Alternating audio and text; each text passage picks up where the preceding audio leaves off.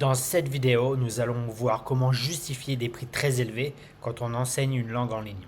Ok, alors on va séparer ça en trois catégories. Je vais commencer avec les idées reçues, c'est-à-dire les choses qui ne sont pas importantes, que l'on croit que c'est important, mais c'est pas important. La deuxième catégorie, c'est ça dépend. Là, c'est plus mon humble opinion. Du coup, chacun a sa manière de penser. On verra. Et la troisième catégorie, c'est vraiment ce que je pense, ce qui est indispensable pour vraiment justifier des prix très très hauts. J'ai ma petite liste avec moi, on y va, on va aller faire la liste. Alors la première chose, c'est être présent sur toutes les plateformes. Alors je pense que c'est pas très très important, surtout de nos jours, parce qu'il y a surtout une plateforme qui excelle pour le moment pour l'enseignement des langues en ligne et c'est Preply. C'est pas un secret, hein. Il y en a plein d'autres, hein. Il y a italki, Amazing Talker, enfin, il y en a plusieurs, mais Preply c'est vraiment sur celle qu'il faudrait se concentrer. Alors mon avis, comme je dis, c'est pourquoi c'est pas très très important pour justifier des prix hauts. C'est juste de se concentrer sur une seule plateforme, c'est mieux que de ne pas exceller dans plusieurs. Ok. Allez, on passe au suivant. Alors, une autre idée reçue que je pense, c'est posséder 10 000 ressources différentes. Je pense qu'il faudrait vraiment avoir se limiter en fait, avoir quelque chose. Faut mieux, c'est un peu la même idée que la plateforme. C'est mieux de maîtriser un certain type de ressources qu'en avoir 10 000 différentes. Je pense que ça aide pas et c'est pas une bonne dynamique.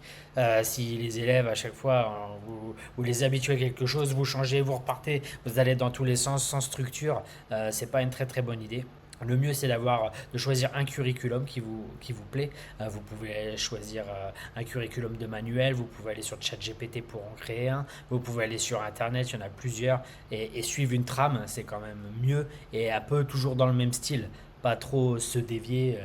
Ah, je fais du flippies, ah, je fais les experts, ah, je crée mes cours, ah, j'utilise un manuel, ça crée pas mal de confusion, et malheureusement, même si vous suivez une certaine trame, l'élève va se dire, ouais, c'est vraiment freestyle, c'est pas terrible de faire comme ça. Ok, allez, on continue. Alors là, on va parler un peu du matos, là, avoir un studio, avoir une super caméra. S'il y a vraiment une chose sur laquelle je mettrais le point où c'est très très important, je dirais peut-être la lumière. La lumière, c'est important. Et le son. Moi, j'utilise simplement ça pour donner mes cours. Là, j'ai un MacBook.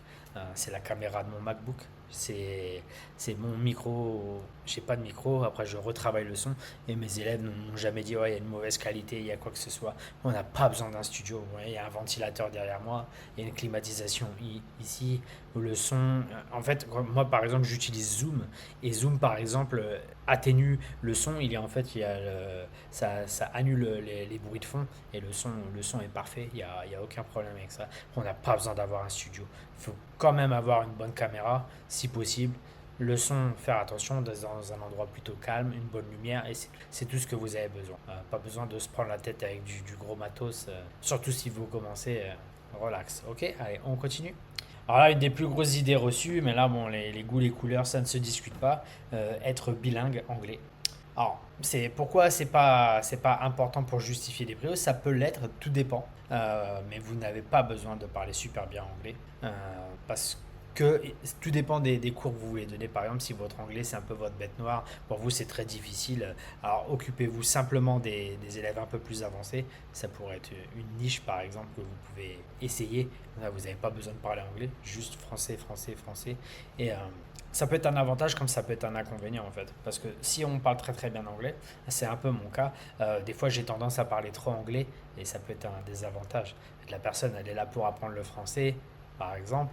Et si on lui parle anglais tout le temps, bah, elle va pas progresser. Et après, si elle sait que vous êtes à l'aise en anglais, elle va vous parler en anglais, elle va procrastiner pour parler français. Et voilà, c'est pas forcément la bonne dynamique. Du coup, il faut imposer des règles dès le début. Moi, c'est simple, je leur dis, si l'élève est débutant complet, ok, je vais parler beaucoup anglais pour justifier et expliquer les choses. Et quand l'élève est un peu plus avancé, je lui dis la seule fois que je parle anglais, c'est quand j'explique une règle de grammaire. Pour vraiment comprendre et surtout pas perdre de temps. C'est expliquer une règle de grammaire difficile en français avec les mots techniques. Par exemple, si vous faites le passé composé et vous dites à l'étudiant, oui, bah alors là c'est le participe passé, l'infinitif, c'est des mots qui sont pas importants, qui va pas se rappeler, ça va pas lui parler. Du coup, j'utilise l'anglais pour vraiment lui donner un contexte et qu'il comprenne un peu comment ça fonctionne. Du coup, l'anglais, J'aurais peut-être dû le mettre dans ça dépend, mais moi je pense que vraiment c'est pas obligatoire. Il y a plusieurs techniques aujourd'hui. Moi par exemple, j'utilise une application qui s'appelle Teachy pour créer des flashcards. Je m'enregistre et en fait il y a la traduction qui s'affiche automatiquement et voilà, il y a pas de souci avec ça. On continue. Alors là, on va parler un peu plus du branding, là, avoir un site internet, avoir un logo. Alors moi personnellement j'en avais fait un, mais en fait je l'utilise plus.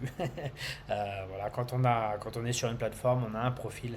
Après si vraiment vous voulez faire quelque chose de spécifique, vous voulez avoir un LinkedIn ou quelque chose comme ça, ouais, ça peut être une bonne chose, mais c'est pas obligatoire pour justifier des prix hauts. Des prix hauts. Il y a beaucoup de profs qui justifient des prix très très hauts et qui sont sur les plateformes et c'est vraiment vraiment pas un problème.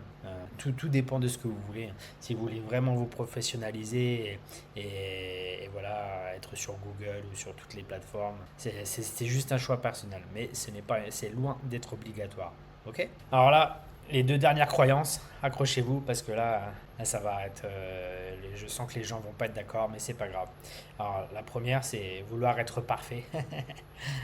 Personne ne l'est, vous ne le serez jamais, c'est impossible. Même moi, avec beaucoup d'années d'expérience, il y a toujours des choses que je ne sais pas, et vous avez le droit de pas savoir.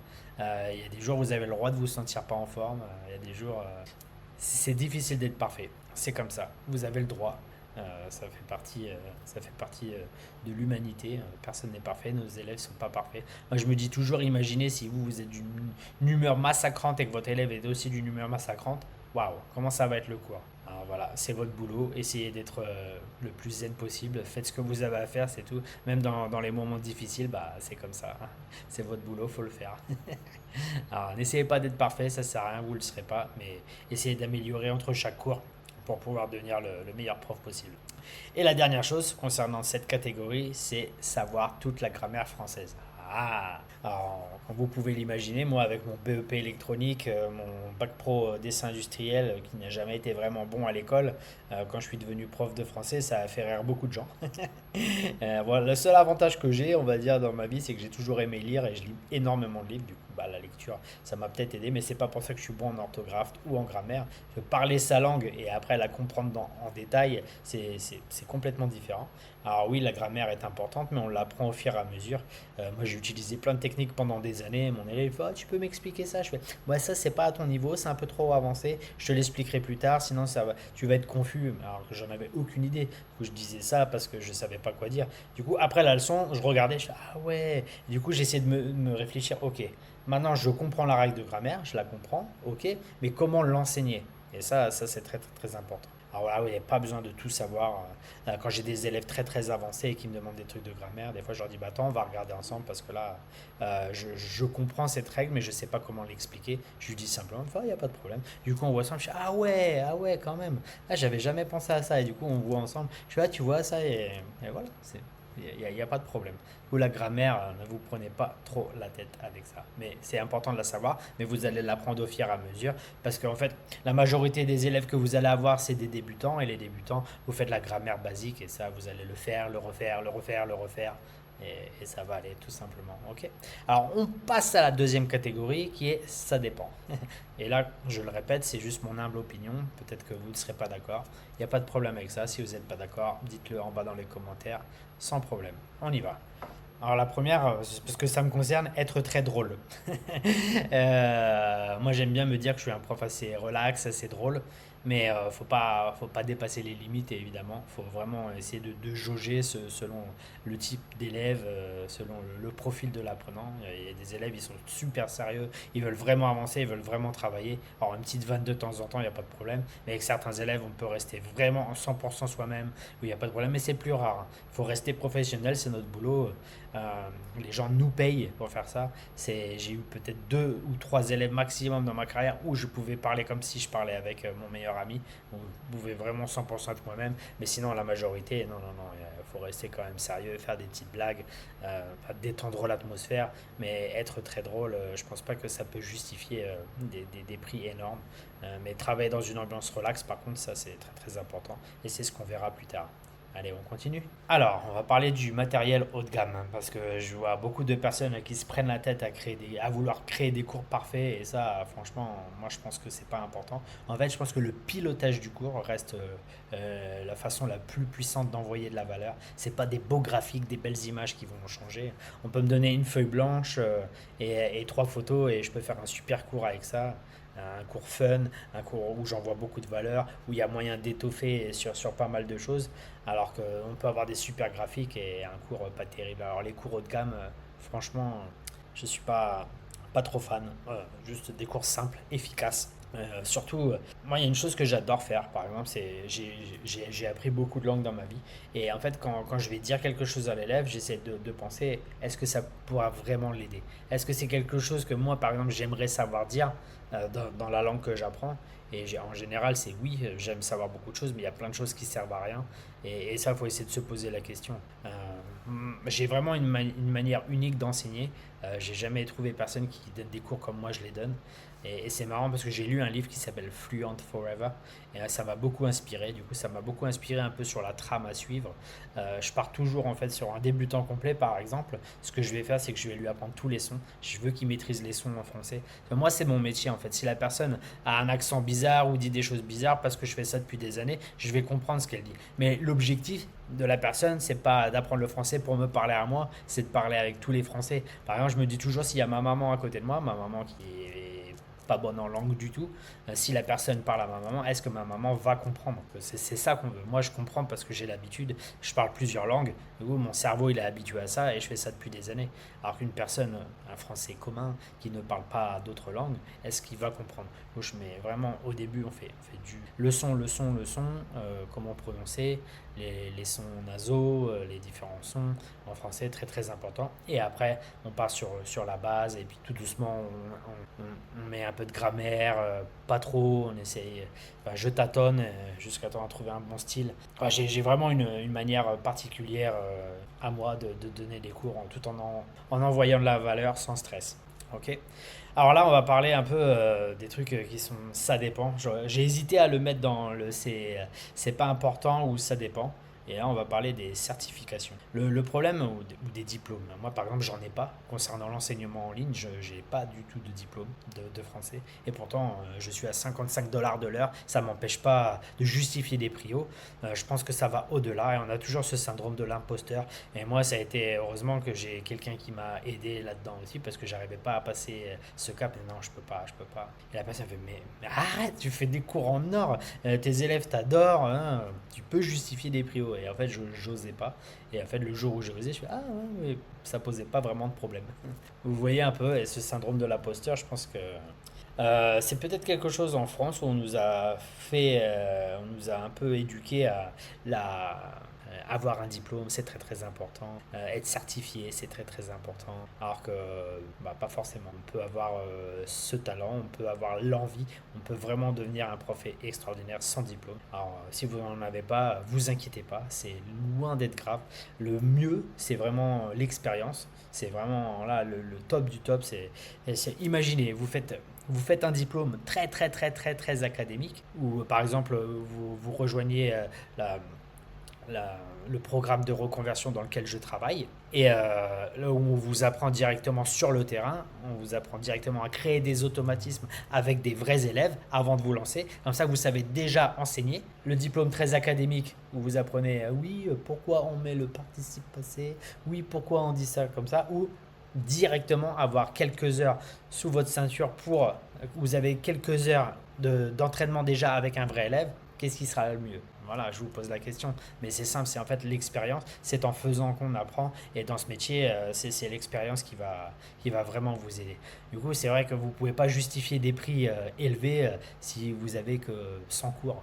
Il va falloir quand même beaucoup plus de cours. C'est pour ça que je dis toujours au début, il faut y aller à fond. Il faut travailler 6 jours sur 7 à fond pendant quelques mois pour vraiment avoir son expérience, savoir exactement ce qu'on veut faire, se connaître, avoir une meilleure connaissance de la grammaire et de tout ce qu'il faut. et après, tout va bien. On continue. Voilà, pour revenir un peu à parler à l'anglais, mais ça dépend pour parler plusieurs langues. Alors je pense que par exemple, si on parle une autre langue qui n'est pas l'anglais, l'espagnol, l'arabe, le chinois, peu importe, je pense que c'est un très très bon élément différenciant qui peut vous différencier de certaines personnes. Du coup, c'est pour ça que ça dépend. Comme j'ai dit, en fait, c'est exactement la même chose de l'anglais. Ça peut être un point positif comme ça peut être un point négatif. Mais vous n'en avez pas besoin. Mais si, par exemple, vous êtes issu d'une famille bilingue, bah, c'est cool. Ça peut être quelque chose de bien. Vous dites, ah, moi, je comprends peu importe la langue que vous parlez, parce que moi aussi, je le parle. Du coup, je comprends les différences. Et moi, ça m'est déjà arrivé parce que je parle un peu japonais, je parle un peu chinois, je parle thaï, je parle anglais. Et j'ai mis ça dans mon profil et j'ai eu des élèves par exemple, japonais qui m'ont dit ah j'ai vu que tu parlais un peu japonais, c'est pour ça que je suis venu. Ah, bah, ça fait plaisir. Et au final je leur ai jamais parlé japonais parce que ça servait à rien. Je dis non, français, français, on apprend le français. Et voilà. Mais ça, peut-être que ça les rassure. Alors, si vous parlez des autres langues, ça peut être une bonne chose, mais évitez de l'utiliser à tout bout de champ parce que ça enlève de la valeur. On continue. Alors là, évidemment, je suis obligé de le dire, mais avoir beaucoup d'expérience, c'est pour ça que ça dépend. En fait, tout dépend si vous faites un travail au préalable, par exemple, comme si vous utilisez l'accompagnement dans lequel je travaille. Évidemment, vous aurez déjà beaucoup d'expérience et quand vous allez commencer, vous saurez exactement quoi faire. Mais si vous commencez de zéro et que vous n'avez pas d'expérience, oui, évidemment, là, c'est un peu plus compliqué. Évidemment, vous pouvez aller sur YouTube, aller sur Internet, il y a plein de vidéos. Moi, je conseille toujours de regarder les Américains parce que les Américains sont très très forts pour ça. Et vraiment, ils ont ce truc de faire des super cours. Et après, c'est de l'adapter à votre sauce en fait. Regardez deux trois personnes différentes, essayez de prendre les meilleures choses que vous avez vues à droite à gauche et faites votre propre manière d'enseigner. C'est comme ça que j'ai commencé et c'est comme ça que j'ai eu du succès. J'ai beaucoup travaillé, évidemment, je me suis payé des cours, je me suis payé des formations en ligne. Ça m'a vraiment vraiment aidé, transformé. Mais en fait, à chaque fois que j'ai acheté une formation ou un cours, j'ai pris deux trois trucs de là, deux trois trucs de là à chaque fois et en fait j'ai créé ma propre manière. J'ai lu des livres, j'ai regardé ce qui fonctionnait, je me posais les bonnes questions. Bon, moi, quand j'apprends une langue, est-ce que ça c'est important? Si pour moi dans ma tête c'est important, bah, peut-être que c'est important pour l'élève qui apprend la langue devant moi. Vous voyez un peu ce genre de réflexion qui est très très importante. Du coup, bah, se former c'est très très important, mais avoir de l'expérience, ça dépend. On continue. Alors j'ai marqué avoir un diplôme, mais c'est pareil, avoir un diplôme comme une certification, c'est la même chose, hein. Comme je dis, ça dépend, mais je pense pas que ça soit le plus important pour justifier des prix élevés. Pour certaines personnes, ils ont ce besoin de se sentir légitimes. Moi, j'ai pas de diplôme et pourtant j'ai des prix élevés. Et en fait, moi, j'ai surtout créé en fait un équilibre avec les personnes dans l'accompagnement dans lequel je travaille. Je leur dis toujours, moi, c'est ce qui est très important pour pouvoir faire beaucoup d'heures, c'est que je fais des cours vraiment relax. Je veux utiliser le moins d'énergie possible. Alors, j'ai vraiment créé des techniques. À chaque fois, ils hallucinent quand je leur dis ça, mais j'utilise le moins d'énergie possible. Je suis en mode robot. Je sais exactement quoi dire, quoi faire à tel moment. Et en fait, vous voulez par exemple, un énorme salaire, il va falloir faire beaucoup beaucoup d'heures, mais vous allez voir qu'après un certain temps, vous allez être complètement HS, parce que c'est pas si facile que ça de donner des cours en ligne. Alors maintenant, je donne, je sais pas, 3 4 heures du lundi au vendredi par jour, c'est tout. Et c'est largement suffisant, je fais à peu près 20 25 heures, et c'est largement suffisant parce que voilà, je justifie des prix hauts et je vis en Thaïlande. Du coup, j'ai beaucoup de temps libre, je peux me relaxer, je peux faire les choses que je veux et j'ai pas besoin d'un salaire très très haut. Tout dépend de vos objectifs, mais moi, c'est comme ça que je travaille, c'est comme ça que j'aime. Je veux garder mon énergie, je veux me sentir bien, je veux être heureux. Et j'ai essayé de faire des 6 7 8 heures par jour, c'était trop difficile pour moi. Ok, allez, on continue. Alors là celui-là, la dernière chose que j'ai noté dans la catégorie ça dépend, c'est être natif de la langue. Alors là, vraiment, si vous n'êtes pas natif, moi j'ai essayé d'être prof d'anglais pendant un moment. Évidemment, j'ai un petit accent français, ma grammaire n'est pas parfaite, mais je pense que j'aurais pu justement me nicher sur les Français qui apprennent l'anglais parce que je l'ai fait moi-même, je sais exactement comment faire. Et évidemment, il y a toujours quelqu'un qui apprend l'anglais. J'aurais pu justifier des prix élevés en donnant des super cours d'anglais parce que j'ai ça dans le sang. Maintenant, je fais ça depuis des années. Même si je commençais aujourd'hui ce business, je pense que je serais un très très bon prof d'anglais parce que j'ai juste à refaire tout ce que je fais en français mais en anglais et je l'ai déjà fait avant. J'ai aussi donné des cours de taille à des retraités français ici en Thaïlande. J'ai vite abandonné cette idée. Enfin bon, bref, c'est une autre histoire. Mais voilà. Je pense que c'est possible, mais il va falloir se donner les moyens, il va falloir avoir cette chose, un peu avoir cet élément différenciant. Moi aussi, je suis passé par là, du coup, je peux exactement t'aider et peut-être se nicher justement dans votre, dans votre langue d'origine. Alors si vous voulez donner des cours d'anglais et que vous êtes français, bah, peut-être nichez-vous sur les français euh, ou les francophones tout au moins. Et voilà, je pense que c'est possible. Mais pour justifier des prix très très hauts, je pense que être natif, c'est peut-être un peu mieux. En fait, il y a un peu cette discrimination qui se passe en Thaïlande. Dans toutes les écoles, en fait, on peut donner des cours d'anglais. C'est facile de travailler dans une école en Thaïlande. Maintenant, il faut juste un petit diplôme qu'on peut faire sur Internet vite fait. Et en fait, si vous êtes anglais, américain ou canadien, enfin tous les pays en fait anglophones, vous allez avoir un meilleur salaire que si c'est pas votre langue maternelle. Même si votre anglais est super, même si vous avez tous les diplômes, ils vont quand même moins vous payer. Il y a un peu cette discrimination. Alors ça existe, mais après ça dépend. Si vous avez un profil très optimisé, vous savez ce que vous faites, vous avez beaucoup d'expérience, évidemment vous pouvez justifier des prix très très hauts, même si c'est pas votre langue maternelle. Alors là, on va passer au plus intéressant. On va passer à des choses pour moi qui sont indispensables justement pour vraiment justifier des prix hauts. Là, c'est vraiment indispensable. Allez, on y va. Alors, la première chose, on va parler de l'énergie. Et là, l'énergie, c'est très très très important. Quand je dis énergie, c'est d'avoir une bonne énergie, évidemment. Bonjour, bienvenue dans ton cours. Aujourd'hui, nous allons... Évidemment, c'est pas, allez, c'est parti, Red Bull, ouh. Non, mais c'est avoir une bonne énergie, avoir vraiment ce truc, euh, faire montrer à l'élève qu'on est heureux d'être là, c'est d'avoir une bonne énergie. Et moi, comme je vous disais juste avant, pour moi, la garder, mon énergie, c'est très très important. Parce que quand je faisais des longues heures, et quand c'était les dernières heures, évidemment, j'avais plus d'énergie, et c'était très très dur de prétendre, d'essayer d'être heureux, de donner une bonne énergie. Quand on n'en a plus, c'est très très dur. Alors pour ça, il faut vraiment la préserver, et c'est en ayant de l'expérience qu'on apprend comment faire. Avant, à chaque fois, je répétais, je fais, mais on l'a déjà vu ça, re-regarde, re-regarde. Je fais, et ça m'énervait un petit peu. Alors, ce que je fais, c'est quand on fait un point de grammaire, je fais un copier-coller du slide que je mets dans leur Google Doc. En un clic, j'ai le Google Doc. Du coup, la personne fait une erreur. Je clique, je scroll, je mets à l'écran, je dis même plus rien. Je fais ça. Ah oui, oui, oui, c'est vrai, on a déjà vu ça. Hop, je reviens, on continue. Nanana, elle reparle, elle refait une erreur. Poup, je clique, je scroll, je remets la règle de grammaire juste devant. Ah oui, oui, c'est vrai. J'utilise plus d'énergie. Avant, j'essayais de... Ah, mais rappelle-toi, on a fait ça. Et je réexpliquais encore, je réexpliquais. Maintenant, je me prends même plus la tête à réexpliquer. En fait, je leur mets sous le nez. C'est un peu méchant, enfin, c'est pas méchant ce que je dis, mais j'appelle ça la technique du chiot qui fait caca pour lui apprendre qu'il faut pas faire à l'intérieur, mais il faut faire dehors. On lui met le nez dedans, hein, et après, il comprend que c'est pas bien. Ben là, je lui mets la grammaire devant le nez. À chaque fois, je dis rien. Ah oui, c'est vrai. C'est juste une technique personnelle, hein. Je dis pas que c'est pas gravé dans le marbre, c'est pas la super technique qu'il faut absolument faire. C'est ce que je fais moi-même justement parce que je veux préserver mon énergie.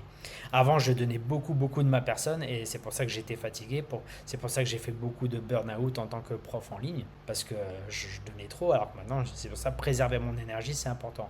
Je prépare mon cours dans le cours, tout est optimisé. J'ouvre mon PC là 2 minutes avant le cours et 2 minutes à la fin du cours, j'ai deux trois trucs à taper et voilà, c'est fini. Après, je peux penser à autre chose à la prochaine. Donc, voilà, vraiment, tout est optimisé. Ok. Alors faites attention à ça. Bonne énergie, c'est toujours très très important.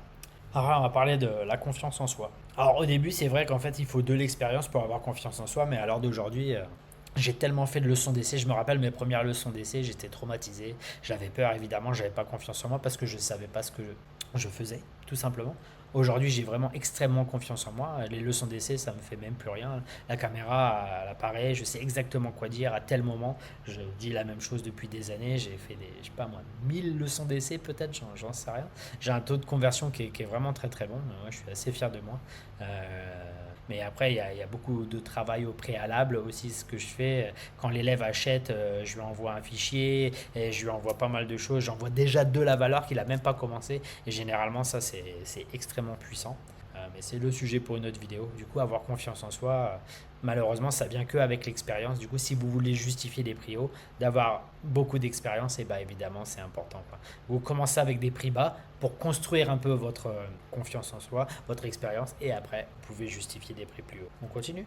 Alors, une des choses les plus dures, moi, c'était vraiment le plus gros défaut, la chose que j'ai eu un peu plus de mal à mes premières années, c'est l'écoute. En fait, d'être vraiment, vraiment, vraiment à l'écoute. Et je me rappelle, j'avais lu ce livre qui s'appelle Comment influencer les gens et se faire des amis, un truc comme ça. How to influence people. Enfin, c'est un livre très, très qu'il faut absolument lire. Et justement, quand on lit ce livre, on comprend une chose très, très importante, c'est que les gens aiment parler d'eux, en fait. C'est le sujet que tout le monde préfère, c'est quand on parle de soi. L'ego, c'est comme ça. On est des bêtes avec, avec un énorme ego. Et c'est pour ça que quand vous êtes vraiment à l'écoute et que vous posez des questions et que vous êtes vraiment, vraiment intéressé à ce que la personne dit, là vous allez vraiment les convertir pour des années. Chaque fois, ah oui, et puis se rappeler des choses. Ah ouais, tu m'avais dit là, tu avais emmené ton chien au vétérinaire, bah comment il va? Est-ce que ça va mieux? Tu sais, là, en une semaine à l'autre, ah, et toi, ça va? T'as passé une bonne semaine le week-end? Ah, tu te rappelles, tu m'avais dit que tu partais en week-end chez ta grand-mère, ça s'est bien passé et tout. Ah ouais, ouais, ouais. Oui, nanana, on a fait ça et ça, ils adorent ça, quoi. Il y a certains élèves qui vont dire et toi, ils vont se rappeler aussi, ils vont avoir ce même état d'esprit, mais la majorité, malheureusement, non. Ils sont là pour parler français et vous êtes là pour les faire parler et pas parler de votre vie. Et ça, c'est très, très important. Alors, être à l'écoute. J'ai déjà eu des élèves qui pleurent, j'ai déjà eu des élèves qui avaient des problèmes, qui voulaient parler de leurs problèmes. J'ai un diplôme de coach de vie que j'avais fait, c'est une certification que j'ai fait. J'ai travaillé un peu là-dedans, mais du coup j'ai appris pas mal de choses et c'est justement ça m'a appris à être à l'écoute et je pense que c'est vraiment vraiment quelque chose d'important. Soyez à l'écoute, écoutez vos élèves, n'essayez pas de raconter votre vie, mais faites-les raconter leur vie. Et là, vous allez voir à quel point c'est puissant. Et là, vous pourrez justifier des prix très très hauts. Je sais que c'est tentant. Moi, très souvent, j'ai envie de dire, ah, j'ai fait ça, j'ai envie de dire, il y a des trucs qui se passent bien dans ma vie, j'ai envie de leur dire comme si quand on est sur Facebook, on veut montrer le côté tout beau, tout rose de notre vie, mais le côté un peu dark, on ne veut pas. Alors que là c'est pareil. La personne nous paye pour elle, pas pour nous. Ok? J'espère que c'est bien compris. On continue. Alors, une chose que j'ai notée qui est très très très importante, c'est savoir expliquer simplement. Alors ça, c'est quelque chose qui vient avec le temps. Pareil, c'est quelque chose qui vient avec l'expérience.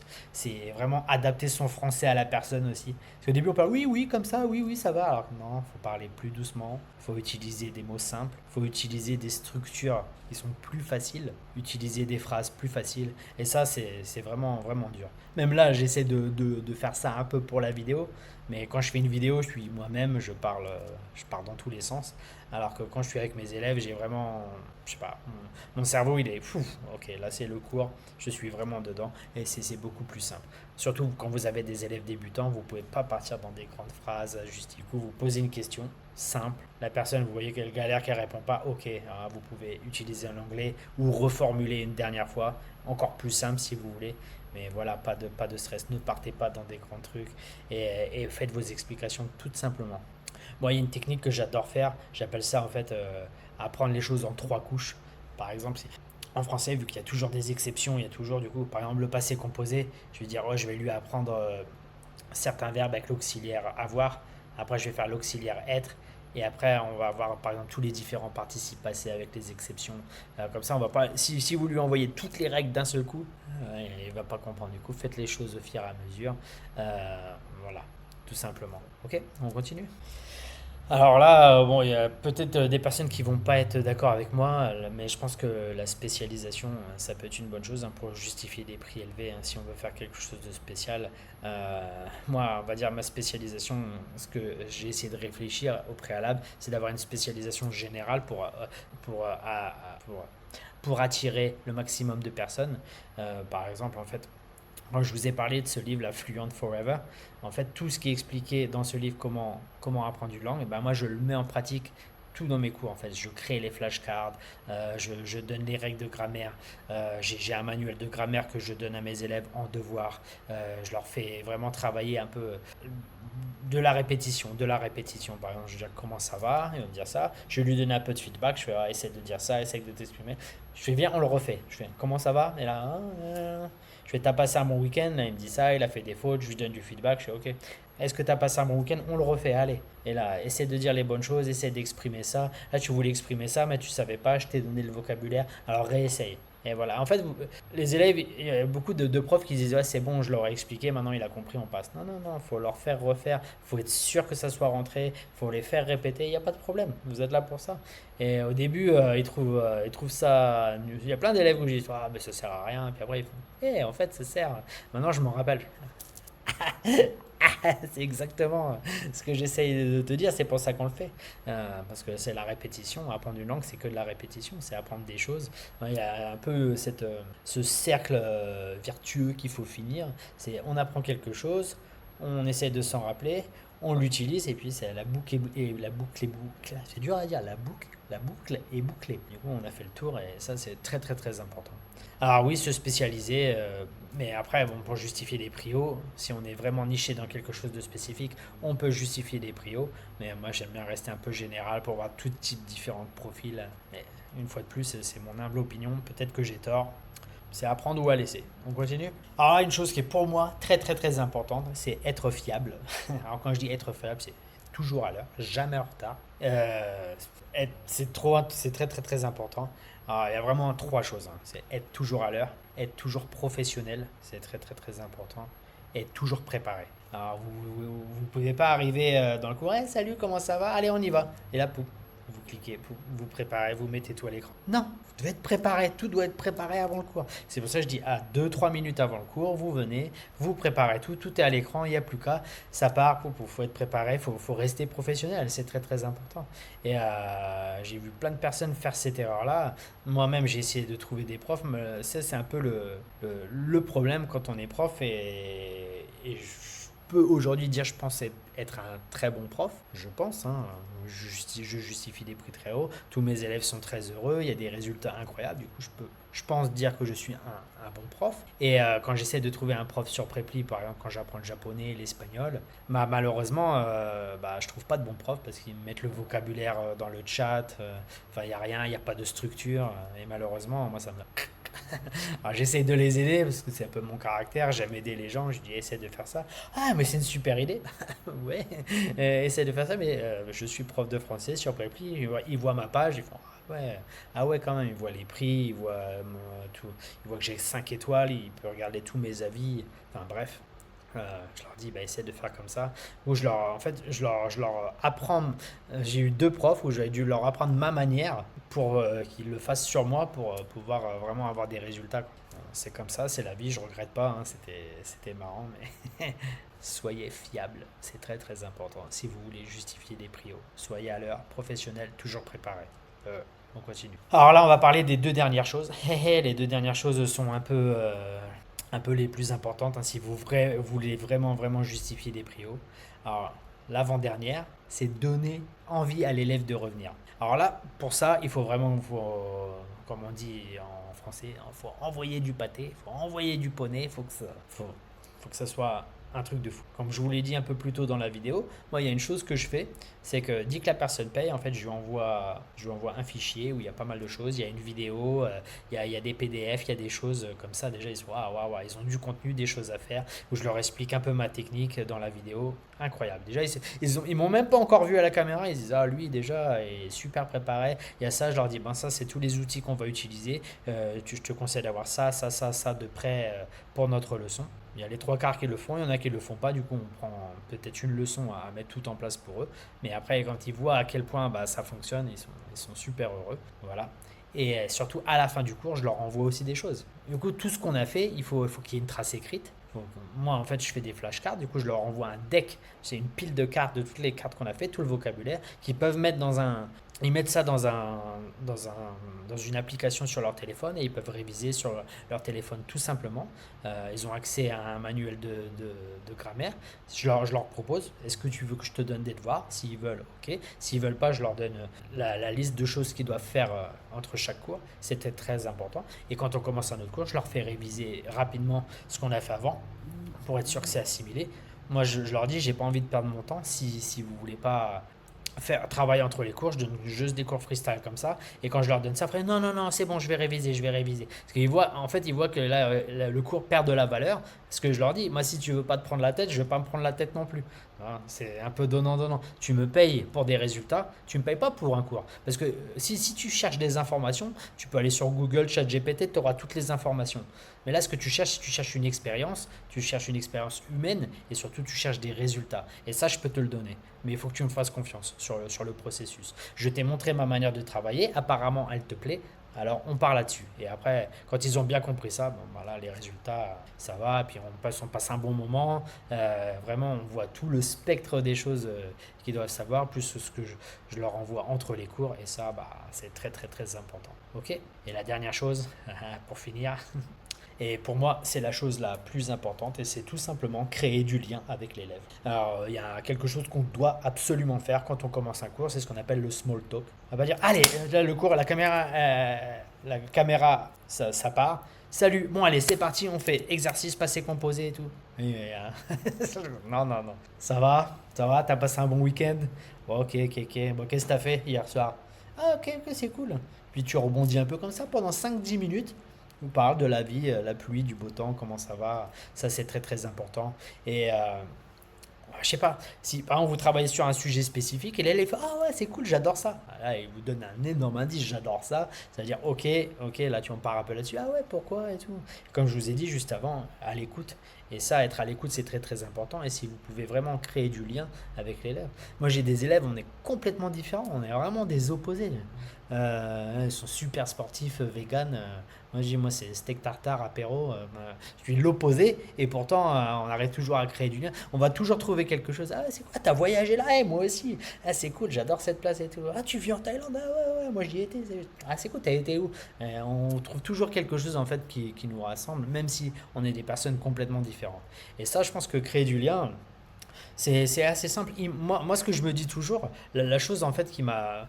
Pourquoi je justifie des prix très très haut, c'est tout simplement cette réflexion que je me dis tous les jours. Si l'élève se dit, ah putain, j'ai un cours avec William, ah voilà, c'est perdu d'avance. Mais s'il dit, ah c'est cool, là j'ai un cours, il est content, il sait qu'il va passer un bon moment avec moi, qu'on va rigoler, que ça va être super. Et là, tous les élèves que j'ai maintenant, je le vois, ils sont toujours contents, ah ça va et tout. Et je prépare toujours des conneries, je dis toujours des choses pour les faire halluciner et qu'ils passent un bon moment. J'ai même une élève que j'ai depuis des années, à chaque fois, elle est ah, faut parler français et tout. Enfin, ça là, c'est dur, elle veut bien faire, mais c'est dur. Mais elle fait, ah, je suis quand même content d'être là, mais faut parler français, c'est dur. Elle est... Et à chaque fois, elle me fait trop rire avec ça. Je me dis, mais ça va le faire. Je lui dis, t'inquiète pas, la souffrance n'est que temporaire. À chaque fois, je lui dis ça, je dis, bah, c'est vrai. Après, tu pourras retourner à ta vie normale, après, tout ira bien. Mais le jour où on aura 1 heure complète à parler français, tu seras trop fier de toi. Et ça arrivé il y a pas longtemps. Je lui ai envoyé un message, je peux vous lire le message d'ailleurs, c'est ça. Je lui ai envoyé un message en anglais, juste avant le cours, parce qu'en fait, je voulais vraiment, vraiment, vraiment qu'elle parle pendant tout le cours. Je vais vous le traduire, j'ai envoyé mauvaise nouvelle, je reviens de chez le docteur, j'ai une condition très très rare, je suis allergique à parler anglais pendant les 2 prochaines heures, et si jamais je parle anglais, je vais avoir des problèmes de santé toute ma vie. Alors, je suis vraiment désolé, mais il va falloir parler 100% français aujourd'hui. J'ai envoyé un truc comme ça avec des smileys, elle m'a répondu, oh mon Dieu! Et pendant 1 heure, je lui dis non, français, non, français. Et on a parlé, et à la fin, je lui dis en anglais, je fais du coup, franchement, ça fait 1 heure. Pendant 1 heure, tu m'as parlé en français, t'as vu, tu peux le faire. Oh, merci, merci William, merci. Bah, il n'y a pas de problème. Tu me payes pour ça. Donc, voilà. Bon, j'espère que ça va être une très très longue vidéo. J'espère que ça vous a plu. Je vous souhaite une agréable journée et on se voit dans la prochaine vidéo. Salut, salut.